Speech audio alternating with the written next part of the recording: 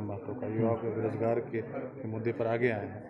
लेकिन अब जो बातें आ रही हैं कहीं ना कहीं इस बात के पक्षधर हैं कि कुर्मी को आदिवासी में शामिल करना चाहिए। इसके वो बात यही प्रेस क्लब में 2 दिन पहले कर रहे थे। देखिए, आदिवासी समाज का पहले से इस मांग को लेकर के इनका जो डिमांड है उसके खिलाफ विरोध दर्ज किया गया है और अभी भी हमारे लोग जो कोर्ट में केस है उसमें इंटरवेन कर रहे हैं। तो इसमें स्पष्ट है, आदिवासी किसी भी तरह से कुर्मी को आदिवासी की सूची में शामिल करने के लिए बर्दाश्त नहीं करेगा और इस पर अगर किसी भी तरह का अन्य, अगर किसी भी तरह सरकार हो या कोई भी अगर अन्य कदम उठाने की कोशिश करते तो ज़ोरदार आंदोलन होगा और हम तैयार हैं उसके लिए।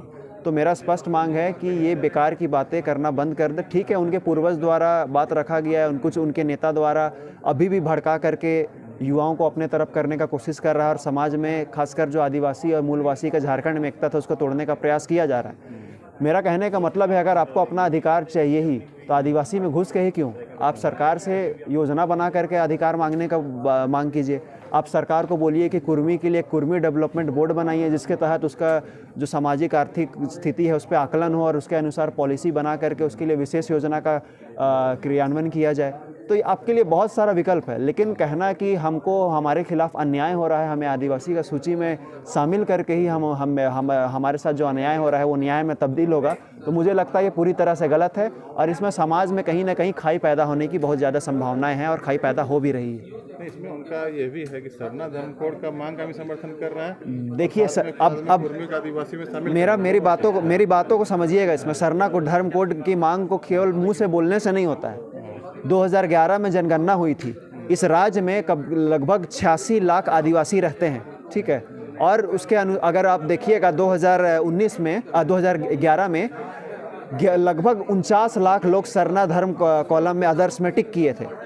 ये बोलते हैं कि मेरा पॉपुलेशन लगभग इतना, मतलब एक्यूरेट डेटा तो जातीय जनगणना नहीं हुई इसलिए हमें भी नहीं पता है, उन्हें भी नहीं पता है, केवल फेंका फेंकी चलता है।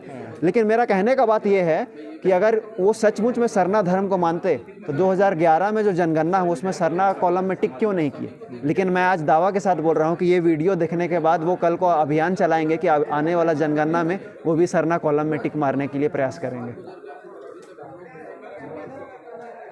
डेमोग्राफी चेंज हो रहा है और वो कैसे चेंज हो रहा है, उसका क्या उपाय क्या है?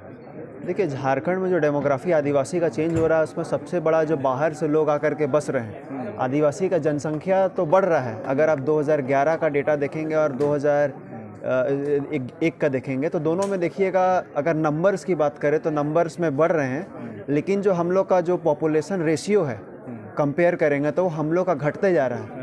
तो ये रांची जैसे शहर, रांची, जमशेदपुर और संथाल परगना हो गया, बोकारो हो गया, जो जितना भी नया नया शहर बसते जा रहा है वहाँ पर बाहर से लोग आ रहे हैं, रोज़गार हो, और हमारे लोग पलायन भी बाहर कर रहे हैं यहाँ लोकल को रोज़गार नहीं मिलने की वजह से।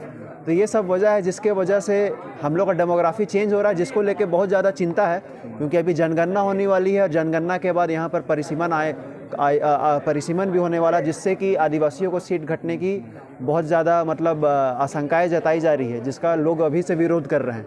तो इसको रोकने के लिए सरकार के द्वारा बहुत सारे कानून और बहुत सारे नियम में संशोधन करने की ज़रूरत है, क्योंकि हालांकि कानून रहते हुए, CNT एक्ट होते हुए भी यहाँ पर देखा जाएगा कि उसका वायलेशन करके बहुत लोग यहाँ ज़मीन ले रहे हैं और यही सब कारण है। तो इसको सख्ती से लागू किया जाए, अदरवाइज़ फिर आदिवासी समाज को मजबूर होकर के सड़क पे उतरना पड़ रहा है और अपनी मांग को रखना पड़ रहा है। नहीं, तो इसमें आप जो कारण बता रहे हैं कि एक रोज़गार नहीं होने के कारण लोग पलायन भी कर रहे हैं, अब दूसरी तरफ करेंगे रोज़गार के तलाश में लोग यहाँ आ भी रहे हैं। तो जब रोज़गार यहाँ पर है या नहीं है, जब रोज़गार नहीं है देखिए एक चीज़ मैं एक उदाहरण देना चाहता हूँ। जब यहाँ पर कोल का, यहाँ पर आप देखिएगा झारखंड में 40% से अधिक मिनरल्स पाया जाता है। जब कोल फील्ड का नेशनलाइजेशन हो रहा था तो उस समय देखिएगा नेशनलाइजेशन हो रहा था और उससे पहले भी यहाँ पर जितना भी कोल फील्ड में काम करने वाले थे सब यूपी, बिहार और अन्य राज्य से लोग आकर के बसे थे। उस समय ये कारण रिसर्च रिपोर्ट के बाद पाया गया कि यहाँ पर के लोग जो है स्किल्ड नहीं थे। अगर आप स्किल्ड नहीं हैं तो यहाँ के लोगों को आप स्किल्ड बनाइए। केंद्र सरकार का तो ऐसे भी स्किल इंडिया प्रोजेक्ट चल ही रहा है। तो मेरा कहने का मतलब है कि आप यहाँ के लोग को स्किल्ड बनाइएगा, यहाँ के लोगों के लिए पॉलिसीज़ बनाइएगा, तो लोग को अपने आप यहाँ पर मजबूर होकर के रहना पड़ेगा और दूसरी जगह मजबूरन पलायन नहीं करना पड़ेगा। तो ये यहाँ की नीति सही नहीं होने की वजह से, यहाँ की उद्योग नीति स्पष्ट नहीं है। आप झारखंड में प्राइवेट सेक्टर के लिए 75% रिजर्वेशन बिल ला रहे हैं, लेकिन इसमें ये डिफाइन नहीं हो पा रहा है कि झारखंडी कौन है। तो ऐसे में जो झारखंडी नहीं है वो भी इसका लाभ लेकर के प्राइवेट सेक्टर में भी जो बाहर के लोग आकर के हैं वो लोग इसका लाभ लेकर के यहाँ पर नौकरी कर रहे हैं। तो जो मूल झारखंडी है उनको बाहर मजबूरन पलायन होना पड़ रहा है।